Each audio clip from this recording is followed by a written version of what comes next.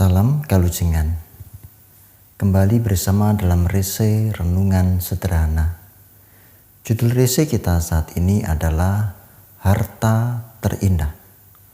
Melalui perundungan firman Tuhan dari Matius pasal 25 ayat 20 sampai dengan 28 yang demikian.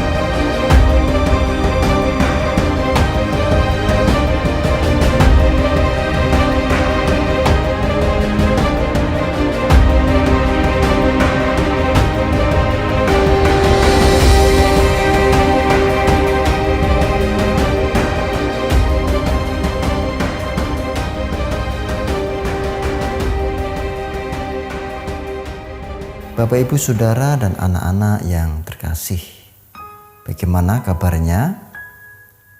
Kiranya baik dan diberkati Tuhan. Saya senantiasa berdoa agar kita semua diberikan anugerah kesehatan, kekuatan, dan kesetiaan dalam Tuhan. Bapak, Ibu, Saudara, dan anak-anakku yang terkasih, kebanyakan orang melihat bahwa harta itu memang indah. Maka tidak mengherankan jika banyak orang berburu harta kekayaan sedemikian rupa. Apakah itu salah? Tidak salah. Yang salah adalah jika harta itu didapatkan dengan cara yang jahat dan digunakan untuk kepentingan-kepentingan yang jahat pula. Jika semua harta di dunia ini indah, ada satu harta yang terindah. Harta terindah. Baik, mari kita perhatikan perikop kita. Perumpamaan tentang talenta. Talenta dalam dunia perjanjian baru adalah suatu ukuran uang yang sangat besar. Satu talenta sama dengan 10.000 dinar. Sedangkan 1 dinar adalah ukuran upah kerja 1 hari. Maka jika upah 1 hari itu 50.000 dikalikan 10.000, maka 1 talenta sama dengan 500 juta rupiah. Dalam perumpamaan tersebut, seorang tuan sebelum pergi ke luar negeri, tampaknya suatu tempat yang sangat jauh, memberikan talenta pada 3 hambanya menurut kesanggupan hamba-hamba itu. Di ayat 15. Yang pertama mendapatkan 5 talenta, yang kedua 2 talenta, dan hamba yang ketiga yang terakhir 1 talenta. Ingat, semua menurut kesanggupan para hamba itu. Sang tuan tidak memberikan dengan paksaan. Dari sini dapat kita lihat bahwa semua tidak menerima jumlah yang sama karena mereka tidak memiliki kesanggupan dan peluang yang sama. Saudaraku, 2 dari hamba itu bekerja dengan baik. Segera setelah tuan mereka pergi, mereka pun pergi menjalankan talenta itu. Ayat 16 dan 17. Tidak menunda-nunda waktu lagi. Mereka bekerja dengan baik dan kita tahu hasilnya. Keduanya itu menghasilkan peningkatan talenta 100%. Yang 5 talenta hamba 1 menjadi 10 talenta. Dan yang 2 talenta menjadi 4 talenta. Dan di sini kita bisa belajar tentang utama suatu kualitas. 100% adalah kualitas. Pengikut Kristus juga para pengusaha rohani maupun jasmani juga harus melihat dari kualitasnya. Jasmani dan rohani itu tak mungkin dipisahkan. Perhatikan seorang pengusaha yang menjalankan kegiatan usahanya dengan sungguh-sungguh, yang hidup dari hasil usahanya itu, yang mempertaruhkan semua pikiran, tenaga, bahkan semua miliknya untuk keberlangsungan usahanya itu. Betapa gigihnya seorang pengusaha. Saudara, kita sebagai pengikut Kristus juga pengusaha rohani. Kita tidak memiliki harta sendiri untuk diusahakan, tetapi menjalankan harta kekayaan milik Tuhan. Karunia-karunia seperti kepandaian, akal budi, kemampuan berpikir sehat harus dijalankan untuk mendukung kehidupan rohani dan jasmani kita. Karunia-karunia yang lain seperti kesenangan dunia, harta benda, nama baik, jabatan, kekuasaan juga harus diusahakan untuk mendukung kehidupan rohani dan jasmani kita.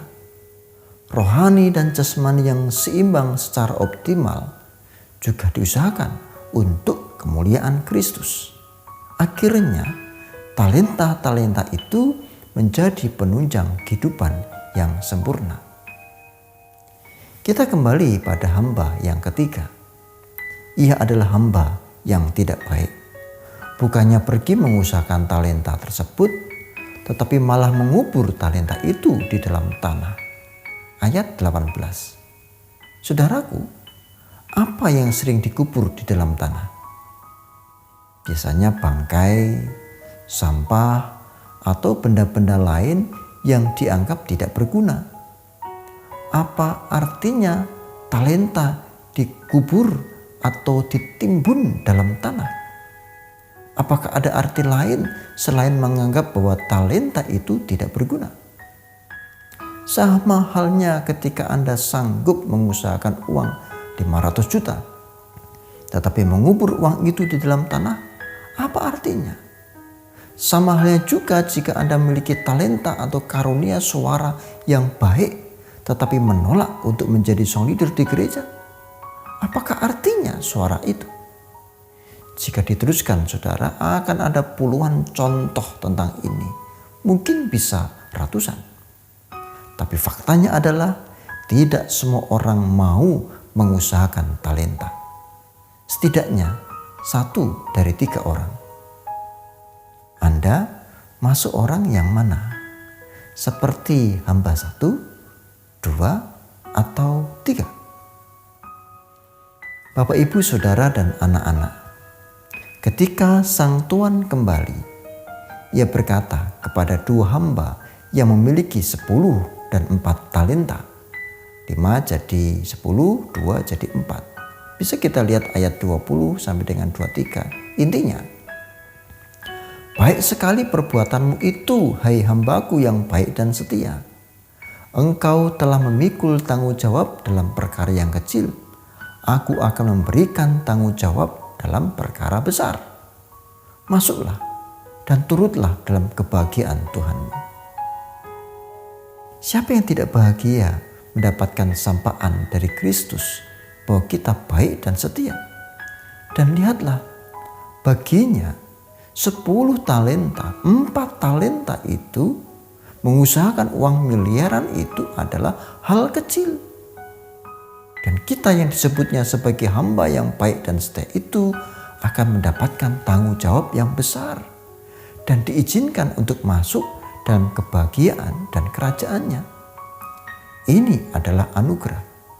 upah yang diberikan oleh Kristus bukan 10 talenta atau 5 miliar itu kecil saudara.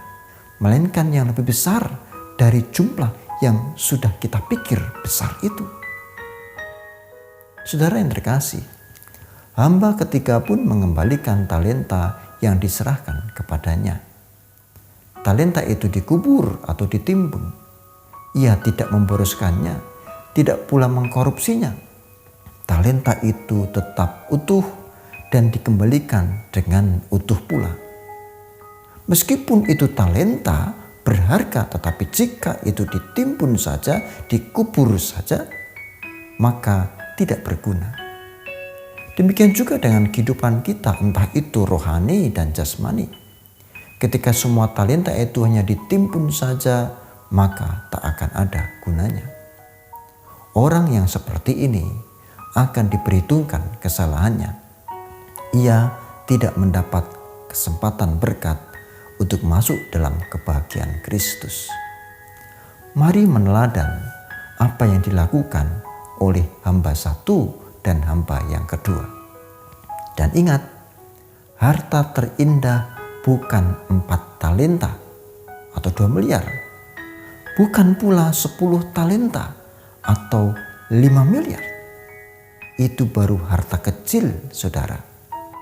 Harta terindah adalah suatu kehidupan penuh berkat yang penuh pula dengan sukacita.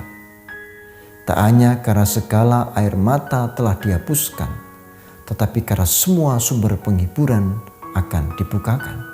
Semua pintu sukacita akan terbuka lebar. Keindahan bersama Tuhan ini hanya ada bagi mereka yang diperkenankan masuk dalam hadirat-Nya. Adakah yang lebih indah dari ini semua? Inilah harta terindah. Amin. Baik Bapak Ibu Saudara yang terkasih, saya ingin berdoa secara khusus untuk kita semua dalam pergumulan kita di masa pandemi COVID-19 saat ini. Mari kita berdoa.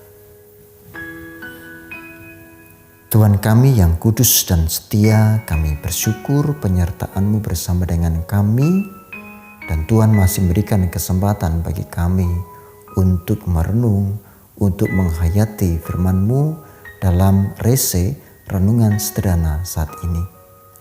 Kami secara khusus berdoa, khususnya untuk umat-Mu di GKJ Jatimulyo, yang tidak bisa kami sebutkan satu persatu, tetapi kami memiliki pergumulan kehidupan kami di tengah-tengah masa pandemi COVID-19 ini.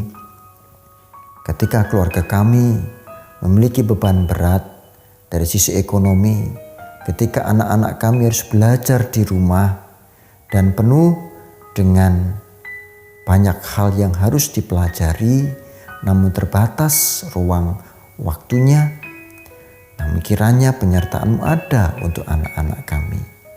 Dan anak-anak kami, keluarga kami, ayah kami, ibu kami, eyang yang sedang sakit, entah kecelakaan ataupun sakit sudah sepuh, ataupun sakit biasa yang dirawat di rumah sakit, yang di rumah, semuanya kiranya dalam naungan berkat-Mu. Kami yakin, kami percaya Roh Kudus-Mu hadir bersama dengan kami. Kami berserah di dalam penyertaan-Mu. Di dalam Kristus Sang Penebus, kami berdoa dan bersyukur. Amin. Salam Kalujengan.